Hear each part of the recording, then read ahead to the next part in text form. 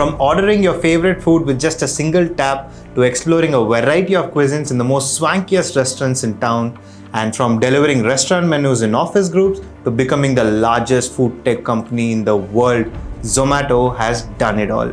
80 million monthly active users, 24 countries, 1,948 crores in revenue and 55% market share. This video is a case study about how Zomato became successful. How did they start? What are all the different strategies they use? How did they make money? And what does the future hold for Zomato? I know there are a lot of young and aspiring entrepreneurs who will be watching this video, so I hope some of these insights will help take your idea and your business to the next level. So let's jump right in. So it all started in 2008 when the founder Deepinder Goyal was still working in Bain & Company. So he noticed people standing in long queues in his office cafeteria just to get their hands on the menu. He noticed this every day and then he thought, what if we can scan the restaurant menu and upload it on their office portal so that employees need not wait in line? So he did that and it worked like crazy. Everybody started using it in their office and it was a hit. This small success made him think if he can solve the same problem for a large group of people. So he joined his co-founder Pankaj and they both set out to go to some of the popular restaurants in Delhi and they started collecting restaurant menu details. The idea was just to collate all these different details in a simple website and then expose this website to the general public. So this led to the website which is called Foodie Bay. It was a very simple website which has the details of all the restaurants menu as hyperlinks and along with the restaurant's phone number. So users can just go to the website, search for their favorite restaurants with just a Ctrl and F option. Yes, it was as simple as that. But guess what? The traffic on Foodie Bay was crazy.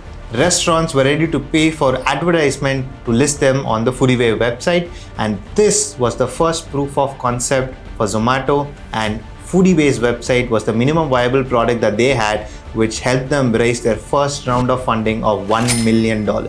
After this funding, Foodie Bay came into the limelight and eBay, the once popular e-commerce company, opposed their brand name because Foodie Bay had eBay in it. So to avoid any legal action, Foodie Bay rebranded themselves as Zomato. Zomato was already making some revenue at the time through advertising. For example, if you went to Zomato's website and searched for Chole Bhature, Zomato would list down all the restaurants that served Chole Bhature, but if a particular restaurant wanted to list themselves on top, Zomato would charge them an advertising fee. This is how Zomato made their money initially. Subsequently, they expanded their coverage and expanded to some of the most major cities in India. This was also the time when they launched their Zomato mobile app. On the app, users could see the details of restaurants in terms of menus, contact numbers, addresses, pictures, and more. We could also add our reviews and read other people's reviews based on the restaurants. So basically, it's a model where a customer can know everything about the restaurants without having to visit the restaurant. And Zomato quickly became one of the fastest growing startups in India and they were ready for international expansion. Following the success in India, Zomato wanted to replicate this success in other countries. So they launched their presence in countries like Australia, Dubai, Canada, South Africa, Middle East, Turkey, with a total of 24 countries in their portfolio. Now, while they were quick to launch in these other countries, they were failing in half of them. Why? Because they were facing competition from the local monopolies.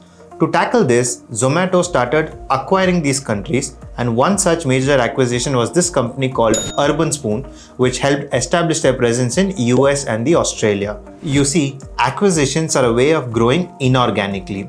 It takes time for a company to build their capability, resources, and market presence in a new business or in a new market.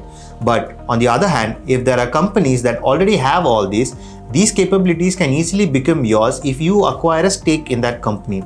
And this is the same reason why Zomato also acquired all these different companies from other countries. From 2008 to 2015, Zomato was doing fairly well with their advertising revenues, but the founders felt it was not scalable enough. So after some research in 2015, Zomato created headlines with the launch of their food delivery services.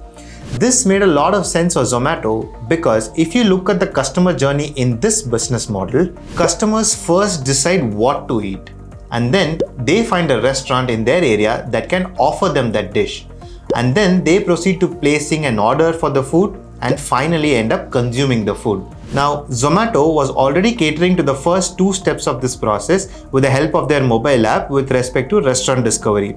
Now, customers, after discovering the restaurants and finding the menu from the Zomato app, were anyway placing orders independently and spending some money at the restaurants. So, Zomato wanted to tap into this opportunity. Therefore, they went ahead and partnered with restaurants and worked on a commission-based model. If a customer orders food worth ₹1,000 on the Zomato app, here's how the commission model worked.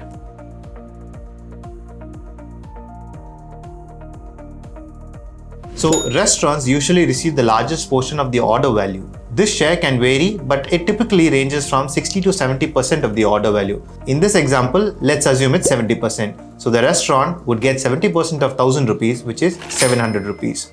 Then comes the delivery partner. So the delivery partner is paid a fee or a commission for delivering the food. This fee may be a fixed amount per delivery or a combination of a fixed fee and a variable fee based on the distance or order value. On average, the delivery partner's fee might range anywhere between 10 to 20% of the order value. So in this case, if we assume it's 10%, then the delivery partner earns 10% of 1,000, which is ₹100. Then comes Zomato's commission. So Zomato earns a commission from the restaurant for providing the platform, marketing and delivery services. This commission typically ranges from 15 to 25% of the order value. So if you assume it to be 20%, then Zomato earns 20% of ₹1,000, which is ₹200. So in this simplified example, the restaurant earns ₹700, the delivery partner earns ₹100 and Zomato earns ₹200. The restaurants also loved this model because A, Zomato was able to bring in additional customers to their marketing efforts, which the restaurants would not have been able to do so otherwise on their own. And B, when customers come and dine in the restaurants, the restaurant would bear some additional costs such as utensils costs, water costs, utility costs, food spillage and wastage. So when customers ordered online through Zomato, the restaurant was able to save up on these costs, and these savings were then transferred to the customers in the form of discounts. So it was a win-win model for both. So if you think about it, Zomato essentially caters to two parties. One is customers like you and me on the demand side, and the second is the restaurant on the supply side. So for Zomato to thrive, Zomato wanted the restaurant system to thrive. So to keep the restaurants operationally efficient, Zomato launched their Hyperpure initiative. So it is an initiative where restaurants can order their raw materials, ingredients and other supplies directly from Zomato. So since this is a grocery delivery model, Zomato wanted expertise in the grocery delivery business. So like I said earlier in this video, it takes time for a company to build expertise and resources in a particular business. So what did Zomato do? Yeah, you guessed it right. So they went ahead and acquired Grofers, which is today called as Blinkit. So all these different strategies helped Zomato become the largest food tech business in the world, and they eventually launched their IPO in 2021.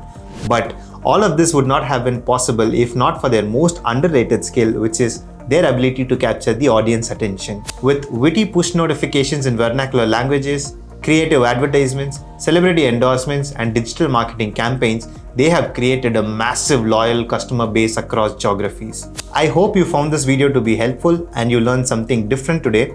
I know you're already looking at taking some of these insights and putting it into your idea and your business to taking it to the next level. So do reach out to Zolvit to convert your idea into business and for all business related legal support. And last but not the least, don't forget to subscribe for more interesting content.